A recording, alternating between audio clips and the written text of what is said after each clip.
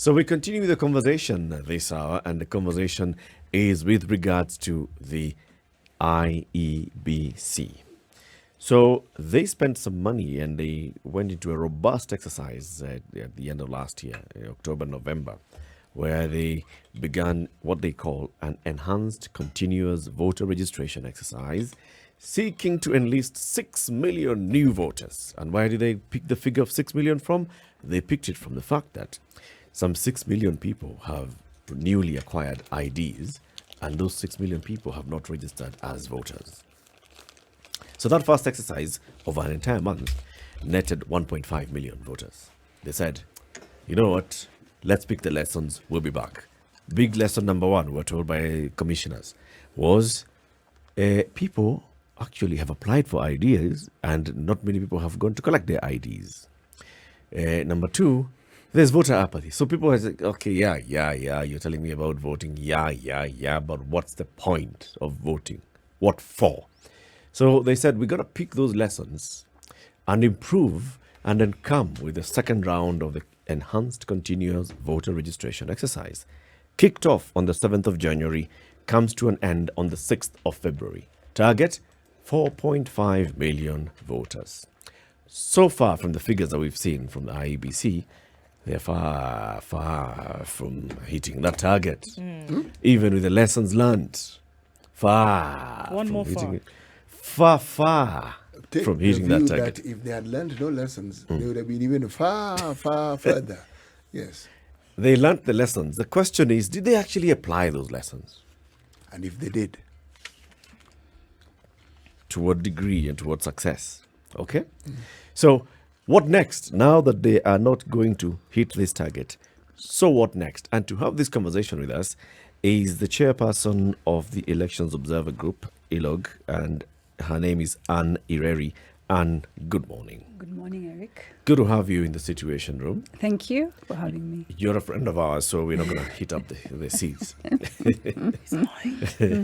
We will just, you're not the person who we are interrogating here. You're not the IEBC. Neither are you the parliamentary committee in charge of these matters. Neither are you the National Treasury. So you are a friend. You're just like us. But because you sit in the Election Observation Group, yes, you'll have some insights to share. So far, according to the IEBC, how many new voters have been registered? Thank you very much, Eric, and happy to be here. From the statistics we have seen, of course, they're yet to be verified, but we are seeing we are yet to get to the million target already. They were looking at additional 1.5 million voters. I think we are just slightly shy of 500,000. And so this brings out the question, why are we where we are at now? And from where we sit as ELOG, which is an umbrella organization of numerous civil society organizations and faith-based organizations, the answer is not going to be found 7 months to an election. We'll have to do a lot of soul searching, a lot of backtracking, to see where the rain started beating us. And I think it will involve all Kenyans for us to be able to solve the problems for purposes of future elections. But we already have some of those answers. Answers were included, IDs applied for, because the registration bureau have said we have people who've applied for IDs. Yes. We have produced IDs. Yes. They are lying in our offices, at Yes. Huduma Center, at chief's offices, haven't been collected. That's answer number one, because this is the only thing that you need to register as a voter. Yes. So if people haven't collected IDs, we know there's a problem. This is a problem. There's a problem, Eric, and the bigger question would be, why would I, as an 18-year-old Kenyan, find no interest in going to collect for national identity cards? That you applied for. Exactly. So that's where we start. Where is that? In terms of them appreciating, and we're not blaming them. That's why we're saying we need to go back to the basics. That do they feel, do they understand? Do they relate with their civic duty? Do they find it important to vote? I've been talking to young people. We try and reach out to them. We have them in our families, and you can genuinely tell there's really no interest to participate in matters civic duty. So that's the bigger question that we need to now start looking at as Kenyans. Besides other issues, where did the rain start beating us and how do we correct it? Because again, it's systemic. It didn't occur overnight. Right. It's a pattern that perhaps has been building up. And for us to redeem that, we then have to start undoing a lot of what has already gone into forming the stereotype and the minds that we are seeing. Even as you're looking at how those stereotypes have been formed, and as you're talking to younger people, I often find also that when there's no interest in something, it's also because there is no knowledge and education of said thing. Yes. So because I do not know about this thing, then I'm not even interested in facets of it at all. Yes. So, I mean, oftentimes CT here advocates for entrenching this knowledge at the very basic level of education. Yes. Start to talk about, your civic duty. Because you tell an 18-year-old right now who's already socialized, who's already formed about their civic duty, and they tell you, actually, thank you very much, but my civic duty right now is to focus on the things that interest me. Now, I will not be interested in something I do not know about. Yes. Something that you did not involve me in from the very process when I was being socialized. Exactly. So could that not be another issue that we're saying, all right, we're not really interested in it because we do not know. And so then civic education must be center place. And does then the IEBC have a responsibility when it then comes to that? Because you can't come in the middle of something, the Yes. food is almost finished cooking, Yes. and then now you want to introduce a new ingredient. I mean, Absolutely. We look at it from two perspectives. I think one, there's a clear need for civic education in this country, but also political education. If you look at, especially now, even beyond the 18-year-olds, the average youth, this we are speaking to Kenyans probably 25 to 35. These are post-college or at least tertiary education level. And often I ask them, because that's part of what we do, how many of you even belong to political parties? And they show they have no interest. And by the time you now try to explain to them, okay, look, you see, it's. I think the politics branding in our country has made it necessarily look that it is a bad thing.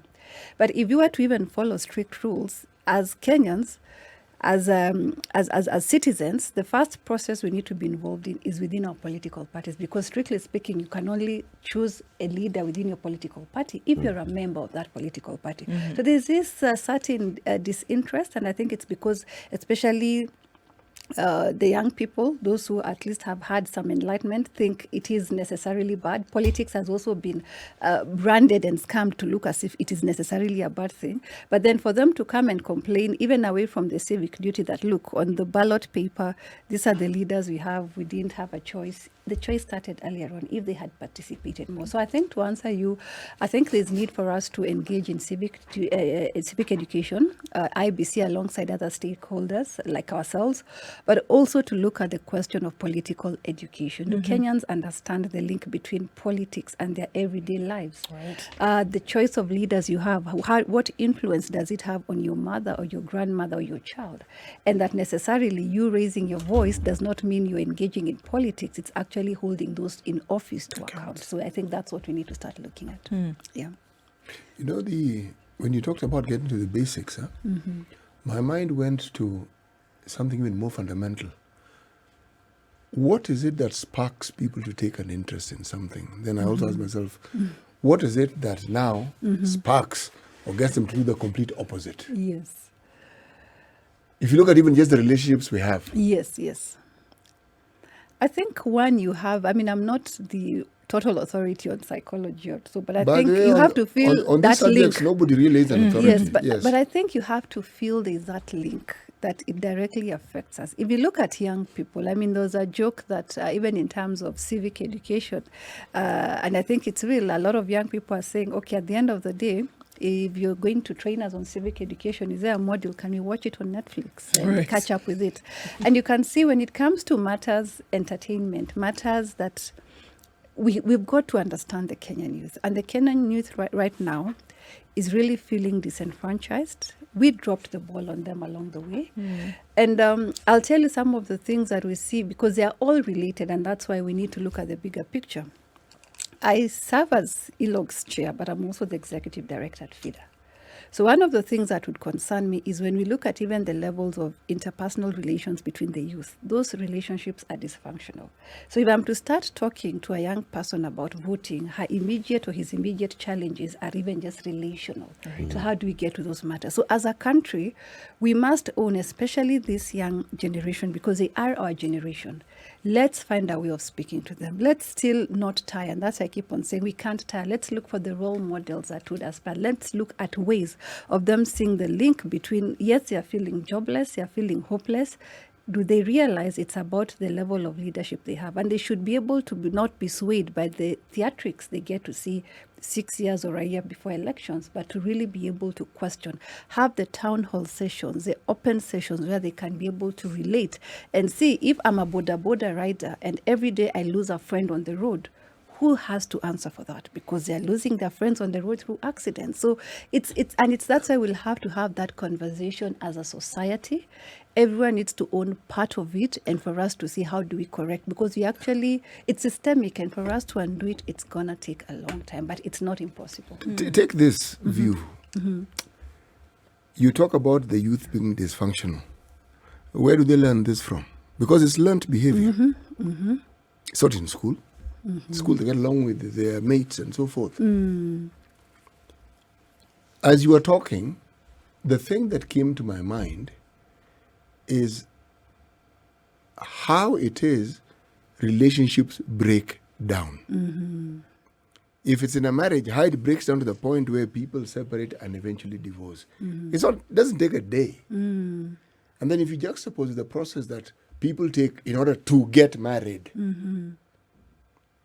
Now, the disconnect, if you look at it, and you look at the youth seem divorced from all these things that we're talking about. And we talk about talking to them, whereas I think what we ought to be doing is focusing on how we can set better examples that somebody can emulate. Here you are a parent telling your child that corruption is a bad thing, and the child sees you bribing a policeman. So what happens? The child learns that when a policeman stops, he says, "Daddy or Mommy, do you have money to give the policeman?" Or they've the child internalized learns this. that, or also learns that when they see someone in authority telling them something, that they best not listen to that individual because, their example shows something totally different. Yeah, then they grow up, there's media, they can read, they can listen to news, and you're told, oh, these are the leaders who are doing this and this and the other. And they realize, but wait a moment, this person I hear. Our system, our country is replete with the most negative possible results that you could think of when you're talking about setting good examples or being role models, as we like calling it. Because again, we will talk about it, but we hardly see it being practiced. So I don't know. I don't think it really matters how deep we look into this thing. This apathy is part and parcel of the growth process of these young people. And it's not going to vanish tomorrow or the day after or next year. The only way it can change, in my view, is a situation where the very things that we hear being said, they actually see being done. That is one. And two, I think as you've said, yes, there is a sense that we don't have good role models, but surprisingly, we do have good role models. The question is, who is it that is given the prominence as a role model? Because I think we have now left the role models to largely the political class, which has its own faults, and there are good politicians, but even those who are there, who are good, who are few, do we get to highlight them? Secondly, away from the political class, because you see, it's all tied up, and as you say, the question will take quite a while, but on matters corruption, how do we glorify wrongdoing in this country, and how do we then uplift those who are trying to do the right thing? So I feel, and we do have role models in Kenya, it's a question of letting the young people and the value system, us being serious about it, and then having them get more involved in public service, because now public service is at times equated to getting resources quickly. They're the ones we see. So what does that do in terms of even those who might have a genuine career interest in public service? So we have got to then see how do we leverage on this. But right now, if we now look at the numbers, as Eric asked, of course, it's alarming. It's late in the day. What we now need to see is going forward, we have lessons to learn. 2027 will not be far.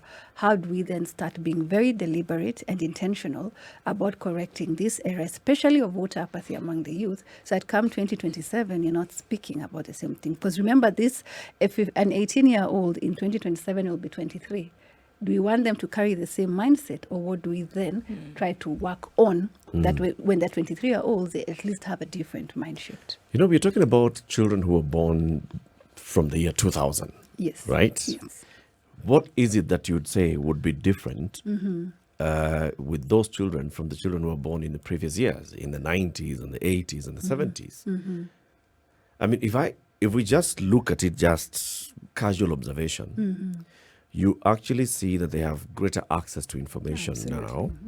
You see that because of the greater access to various points of information, they know who is responsible for what. They are the ones who raise these issues in school right now. They're the ones who are raising issues that they have in colleges and universities. So they know how to connect between issue, source, and route to solution. In the previous generations, it was the same. There was a connection between, yes, we are university, we demand this and we have a right. Or we are in school, we demand this and we have a right. The difference is that I think the previous generations were not as empowered as the current generation. So even if they had all these thoughts, they would be like, I don't have a role to play in seeking a solution. With that then having been said, then the issue of saying that this generation has voter apathy because there's no connection between their issues and their choice of leader is sort of not entirely true. Because there's that knowledge, and we see it being applied in various other sectors of their lives. And also remember that we have 17 million registered voters, more than half of them registered as youth. So if we've been having all these youth registering before, what is it that would making this particular time to have a difference? Not necessarily apathy. It's not so much apathy, but I also want to indicate that, yes, you've rightfully said, Eric, that the youth have more access to information. But, access to information does not necessarily mean you're empowered.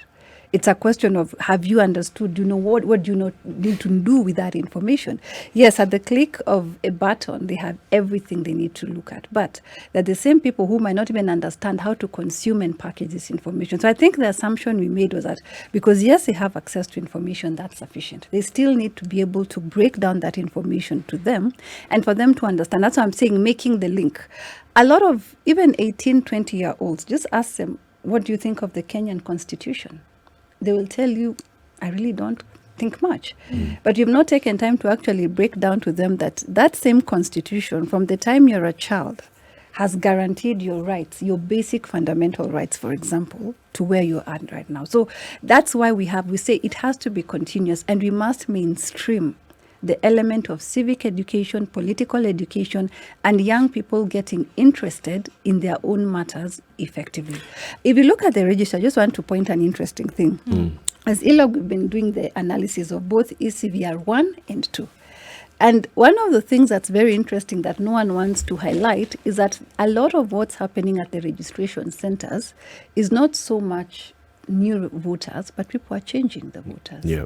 Their voting stations, and we know historically why that is done.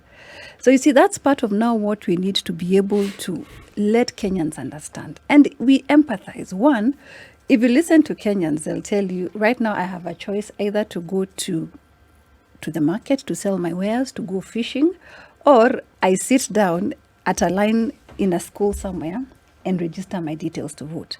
What they now need to see is that, yes, you will make the choice to miss out on registration or changing to where you'd want to be, perhaps over the years you've moved, to you're going to earn a living. You don't understand and you don't see the link that whoever will be elected will actually have a direct link with how you earn your livelihood. So again, going back to basics and making politics accessible. Part of the reasons you've said, and that's what we need to keep highlighting, when you have the context of Kenyan politics being mad with violence, being mad with all the shouting we are seeing, normal Kenyans or typical Kenyans will say, okay, that's not for me. And who ends up having their day at the end of the day? It's a political class. You have fewer people to hold you to account, fewer people to ask you questions. So we need to also think, and that's our appeal to IEBC. as we evolve, we've seen a lot of things have evolved. So we also now need to look at evolving the electoral process in Kenya without compromising the credibility, but making it more accessible that I can vote. In most countries you travel around the world, people go to vote in the morning, come back to work in the evening. Yes. Why is it in Kenya that now elections are it's a catastrophe that we have to now plan our lives around elections? That should not be the case. We have to normalize politics. We have to go vote in new leaders or vote out old leaders. New leaders come in knowing they're going to be held to account. Old leaders say, thank you, I served you my time, and I go home to do other things. That's what we need to be working towards. Let me ask this question. Yes. At what age should we start sensitizing young people about their politics and the politics of their country? In my view, as soon as they start going to school.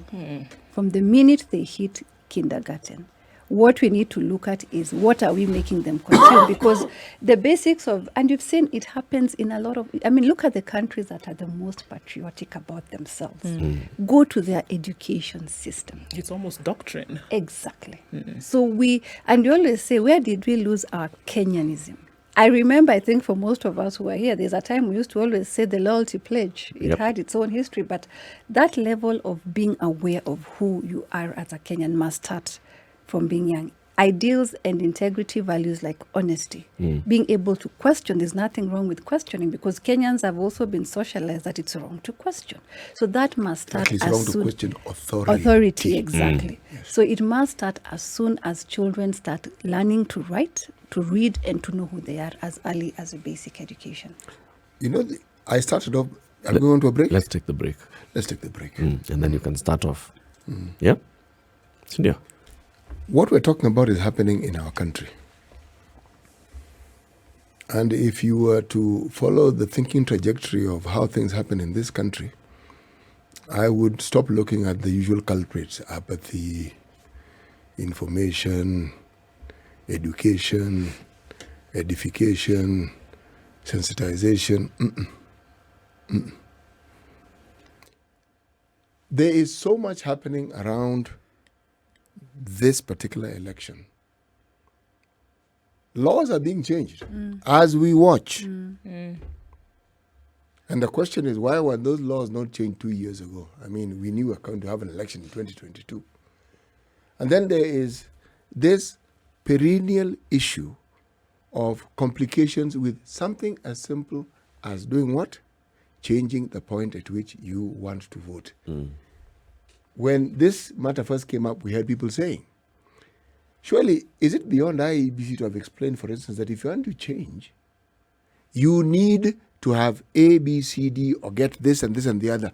Why must we hear from people who actually gone to have this service provided to them, telling us this? Why? We ought to have known this. We wouldn't have been querying it if we had done this. Then IBC comes and tells us that they have insufficient funding. Okay, everybody has insufficient funding, so that one we understand. All arms of government, all of independent bodies within government, they always have insufficient funds. That one we get. Unfortunately, conspiracy theory has to rear its head here. If it has webbed feet, it quacks and is given to short flights. Feathers. Yes. It has feathers, has a beak. It's not a platypus, because platypus also has a beak, but it's in water. It's a duck.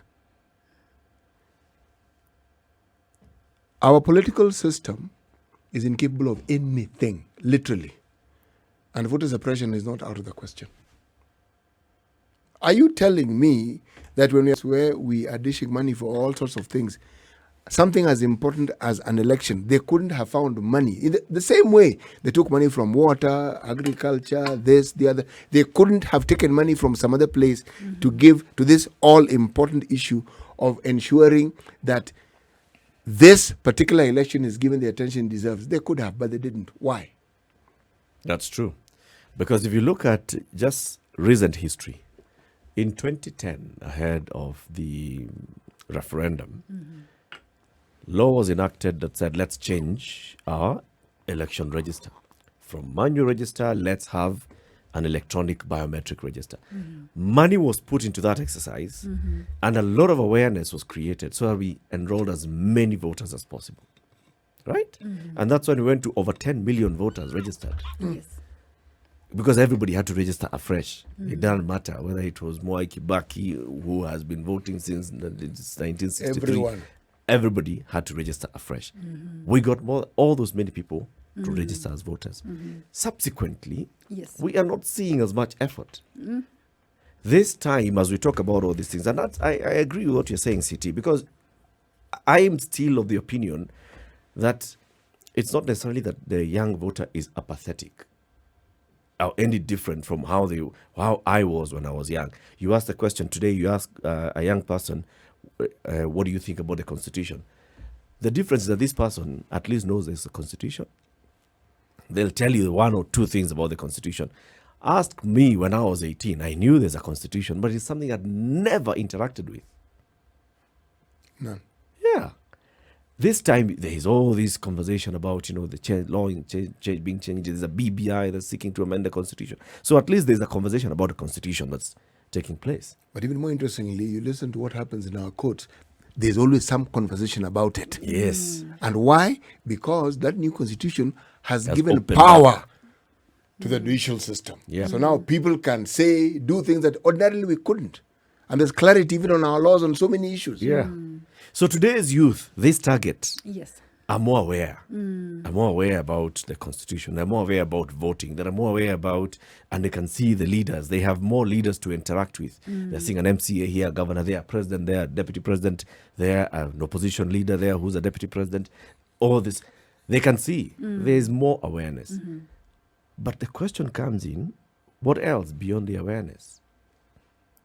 Is there convenience in registering as a voter? I don't know Is today. the environment conducive then, or have things been made accessible for them to then take this knowledge and transfer it to action? That because I know all of this, and then I must be included or participate in the decision-making process. So then have the avenues been created? Is it easier? Is it feasible for me to then take the next step? Because you're asking, I have this information, then what am I doing with it? So is the environment then conducive for me to then make the next decision? So then if you bring in, could be conspiratorial, could you bring in the issue of, is there voter suppression taking place? Then you have to ask the question, is something rotten in the land of Denmark? Is there something going on that would say, this large group of people, how would it hurt me if they actually came and made a decision about the politics of the day? What's interesting is, one, as a country, it's not really uncharted waters. We have been here. If you look very clearly at reports such as the 2007 Kriegler report, he was very deliberate, Justice Kriegler, to bring out a report that showed systemic steps, inadvertent issues that came out, but eventually led us to the mess we are at. So we have something to bounce off from. Secondly, if it's an issue of turnout and convenience, then I would ask, and that's what the ordinary Kenyan might be curious, if the youth are not turning out to vote, to register, where are we seeing mammoth crowds, or at least crowds in rallies? Of which youth predominantly make youth. part of, Exactly, yes. exactly. So what has made them turn out then and they're not turning out to vote? You see the pattern? And then thirdly, which is very important, why we need to see, and you see that's a link, and I do agree, the ball has been dropped somewhere in terms of letting Kenyans understand. You might have 20% of people who turn out to register. That means potentially, if you look at the requirements of the Constitution on who makes it to be a president, you might have a president who's voted by a very small population of the country, validly so, a small population. What does that mean for our country? What does that mean for that presidency and for that leadership? And so we need to look at everything. And as Siti has said, we also cannot play naive. One, it's a very unique election. It's the first time in an election, I think, and I stand corrected, 7 months to an election, none of the front runners has named who their running mate is. That has dynamics. We are seeing dynamics of coalitions. Look at some of the amendments being proposed as of today, I mean, they're attempting to take us back to the same place we said, no, let's go back. Let's move from that.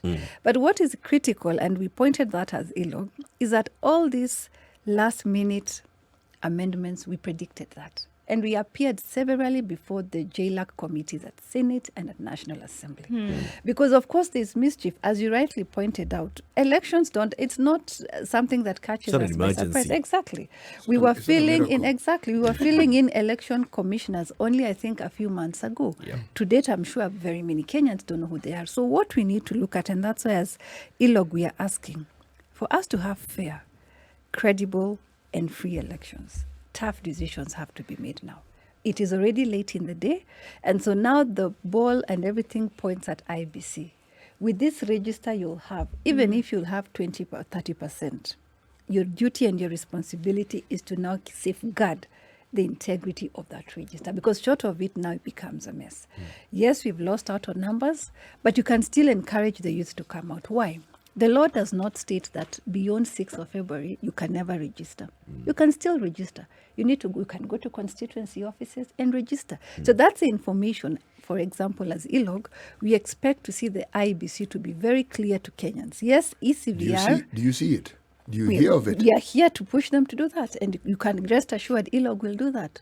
That as they release their report on 6th of February, we are going to release ours. And one of our key findings is that there must be deliberate messaging to Kenyans that beyond 6th of February, you can still register. There are genuine Kenyans who perhaps are in hospital, whose circumstances may have forced them or made them unable to register. Does it mean that you cannot register beyond? No, you can. So the messaging has to be that even from 7th of February, if you have not registered as a voter, you can still walk into any IEBC constituency office. Where are those offices? We expect to see clear identification, demarcation, and information to Kenyans as to where they can go so that they are able to register. That's one of the things we need to see. Secondly, we know there are other factors that have caused Kenyans not to register, and we know the pattern in Kenya. Look at insecurity. We always ask, okay, there's a time we were very quiet. Now all of a sudden we've started seeing a lot of insecurity. Yep. We know it's not coincidental. It's deliberate. It is planned. There are reports on that. So the Ministry of Interior, the National Police Service must be able to come out and guarantee Kenyans in areas where we know violence is used as a trigger to hinder Kenyans from voting or from registering, to take that seriously. And thirdly, for those who have been registered, IEBC needs to be very clear and show us as Kenyans, as they start the audit, that yes, we are among the 40% who are registered or 30%, but your vote is secure, that you can still go and vote. So that's where now the buck and now stops with IEBC. They have to come out and vote. But meanwhile, as Kenyans, and as we've said, you don't register and sit back. People are going around the country. People are asking for votes. Listen to everyone, regardless of who they are, devoid of intimidation, devoid of violence. At the end of the day, it's you to decide. It's so funny why you'd wake up one morning to go register or to go queue and vote for people to tell you who to vote for. I mean, it's like earning money and then people tell you how to spend it. It's for you to decide. That's your right. So Kenyans also have to now get involved. We have 7 months to the election. Give everyone a fair chance as they come, and that's the political education we are speaking about, because the more we have stronger leaders coming out of the 2022 elections, the more we'll have more serious elections in 2027. We'll not have the kind of situation you're having right now, because you have a political class that is not serious about the electoral process. No, they're very serious. In getting themselves to office. In getting themselves to office. They are very serious. In fact, just like as you were explaining all these things, I was writing down my notes. And it was dawning on me that actually the political class has been preparing for the 2022 general election since the last general election. The last general election. And beyond. They have actually been working towards this and making sure that it shall happen in their own terms. As I'm saying, they're serious about getting themselves into office, not the electoral process. The electoral process. No. Let me tell you why I mean what I mean by this. Yes, go ahead. Look, we have had all these bills pending before Parliament on the electoral process. Yes. Political parties, campaign regulations, campaign funding regulations. This one's the Elections Act. It has been there. IEBC. But it was deliberately suppressed. Yes. Number one. Number two, we have had an IEBC that only had 3 commissioners for all those years. And no CEO. And no CEO. To date. Until commissioners were appointed the other day. To date, we have only an acting CEO. Deliberate. We have seen this whole conversation that we're talking about, of IEBC being present to conduct voter education suppressed. The issue of funding the IEBC to properly facilitate them to conduct this voter registration suppressed. Civil society, the voice of the civil society has been muzzled, deliberately so, by those who support the civil society. Funding. And this is foreign organizations and countries being told how to engage with the Kenyan civil society. Yes. In other words, how to or not fund them. Yes. Memoranda coming from the Foreign Affairs Ministry to various embassies and saying, if you want to engage in any support of certain activities about the election, it must come through us first. the ministry, before it goes to the IEBC. You shall not fund IEBC directly. You shall fund IEBC through us. And this is the Ministry of Foreign Interior Affairs. also talking about the same thing. So the voice of the civil society has been killed. It's being muffled. The completely. presence of the civil society in the grassroots to talk about all these things, sensitization, awareness, and questioning the process has also been missing. And that's why I say, Anne, they have deliberately been acting towards the 2022 general election. And look at We the- just yes. are seeing No, the opening our eyes deliberation. now. No, the deliberation. Them being deliberate, I agree. Yeah. That means that my context was them not being serious about a credible electoral process. Let me qualify it. Secondly, even on that area, and I come from the non-state actors, the civil society. They have tried, but we have stood our ground. What we need Kenyans to understand, and that's why we keep, I can tell you, even as we speak, even on behalf of colleagues, people have been on the ground. People have been able to sacrifice. At times we don't have much resources. We say, okay, let's use a church. Let's speak to Kenyans. But the larger issue, and that's why it's a collective problem, is that even from where we sit, there is a lack of interest in Kenyans in the political system. Because they feel let down, they feel hopeless. When we had COVID, we had children home for almost 2 years. We've had loss of livelihoods. This money, if you asked a lot of Kenyans, would tell you it would have gone to some stimulus package. Now, all of a sudden, there's a lot of money. We can see the level and the opulence that the campaigns are taking. Yep. So that's why Kenyans now, at the end of the day, but why we say, yes, they are hopeless and they feel let down, but we cannot afford to let them feel hopeless, is, as you say, that's also part of the plan. Actually, that Kenyans lose interest in politics. You have a very small clout of sycophants who always show up to vote for certain people, and that will not help this country. We have got to get Kenyans out again. We are actually talking cross purposes at some point. Why I'm saying this is what you're saying is absolutely true. But it falls more in the category of the consequence of certain things. Apathy being a product. Kenyans seem to have preferred the option of, let me see what I can do with my life. Since I cannot see these people who are supposed to have been looking after it, doing a good job of it, whether they are there or not, it appears I don't really need them. Now, I am now describing the process. And when Eric says it's deliberate, I call it's deliberate voter suppression. Because it's clever, it's insidious, and it has moved stealthily, but it is also extremely effective. It is. And now we have COVID-19 to even compound it more. We don't know what will happen with COVID-19 according to those who are behind it then.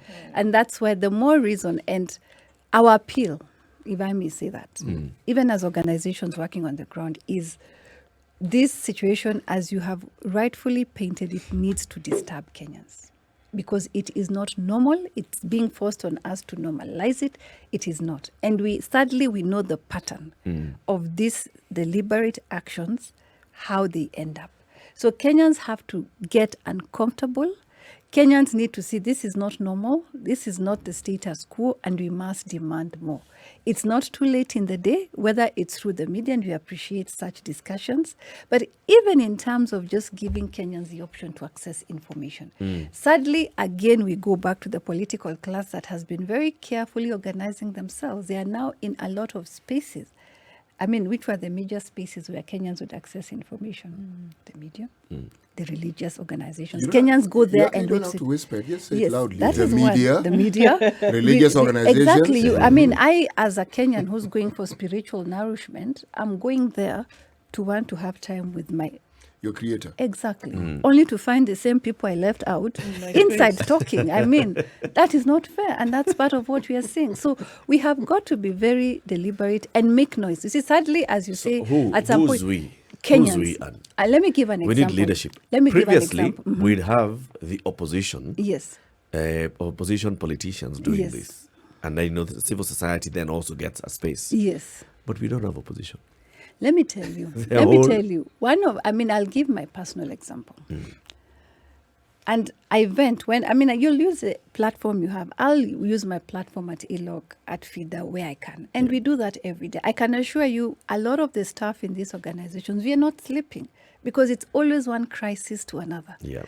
But if Kenyans found things that are not abnormal and were able to come out and actually call them out, then we'd have peace. Look at this. I mean, we have had cases of young people dying. We are having disappearances, for example, in our country, that are heartbreaking. We've sat down with so many of those families. To imagine the loss of a loved one is already so traumatic, and in the manner in which they die. But at the end of the day, one political incident happens, and there's so much hullabaloo, like, oh, leaders actually exist. Where were they? To even speak and condemn that kind of action. And so the baton now goes to the Kenyans. These are the same leaders you voted into office to be able to carry out this mandate on your behalf, to ask questions on their behalf. You cannot allow them to just come. They say they're just panging you. You should be able to ask questions. And that's why we're saying it's not the civic education, it's a political education. That Kenyans see a direct link with the hopelessness they have, with the kind of leadership we see. And leadership is not just presidency. We now have 6 levels of leadership. And beyond that, we have so many other people. If you have a hospital, right now they keep on saying there's a crisis of vaccines. They're actually going bad because vaccines have a shelf life. What are we doing at the local level to ensure that everyone has access to a COVID-19 vaccine? People have now forgotten about that. So Kenyans need that political education reorientation, that whatever you complain about, whether it's the PSV that is being driven badly, you have a choice, you have a role to play. Don't wait for that accident to happen. Then you say, we kept on telling the driver, why is he speeding? And in countries where that progression has been made, that level of empowerment to citizens and them owning the space, and it is not going to be given to you. You have got to claim that space to question. Irene, you are absolutely right. And you're right in that countries have gotten to the point where the people's voice is actually important and politicians know. Yes. But part of the reason why that happened was people who were elected understood this also. So they pursued programs that would ensure that the lives of the people they represented got better and better. You tell me what a poor Kenyan whose main concern is how they're going to eat today. And it's a concern because it's not a guarantee. Yes. What space do they have in terms of energy or of thought to be able to agitate? Tell me. Just, okay? Perhaps utter desperation where you realize, something. There's nothing, there's no hope behind this. But in this country, there's always some hope. That's what these rallies do. Whether it's realized, you'd say it isn't, and I'd say it is, because all you require is a few examples from the people to say, I got this. That's an example. So hope is kept alive. But as to the understanding of what your rights really are and how you can encapsulate them so that you can see them for what they are, even if people understand them, in this country, people don't give it too much thought because we focus on how we are just going to survive. If I've gotten it wrong, folks, you need to correct me here. But that seems to be the way Kenyans function. And if there's resistance and there seems to be a problem, You don't confront it, you go around it. Well, absolutely, because you have unfortunately, because of the spaces that we are operating in right now, there's so many competing interests, and that could be as a result of previously failed leadership, previously failed progressions, and we're talking about things like development and, the putting up of infrastructure, etc., etc. Failed. So because of that, the interests are competing. So when you come and ask somebody to pay attention to something else that does not directly relate to their survival for the day, it's a tall order you're asking it to becomes fulfill. a tall order, and I agree. Our issues at grassroots are bread and butter issues. But what we need to let the Kenyans know is to ask, I'll go back to the questioning and community mobilization. Why am I starving as a Kenyan Today. in a country where we are Yes. building mega billion infrastructure Yes, projects? yes. Someone has got to give me that answer. Or why can't I access proper health care? And we all Why have are a role things to falling play in apart? this. Exactly. Yes. And allow people, there could be a valid answer, but I need to have a chance to hear that answer. So we have got, and that's why we say, at the end of the day, if there's anything we must not relent on, is a community mobilization. We've got all to be And active it is not citizens. easy. I'm telling you, I'll give the example when we were doing the Katiba 2010. When we went around, especially educating the women, we didn't sleep. We used to work on the weekends. We used to go to the markets until Mama Mboga knew this Katiba is for me, is for my children, is for my husband, is for my household. And this is what it contains. We have got to get that uncomfortable And get thank you. out there. Thank you very much for joining us for this conversation. Come again soon. We continue talking about election observation as we heading towards the general election. Anne Ireri is the chairperson of ELOG, the Elections Observation Group. We've been talking about, so what next after IEBC failed to meet its target? This is the Situation Room, the only way to start your day.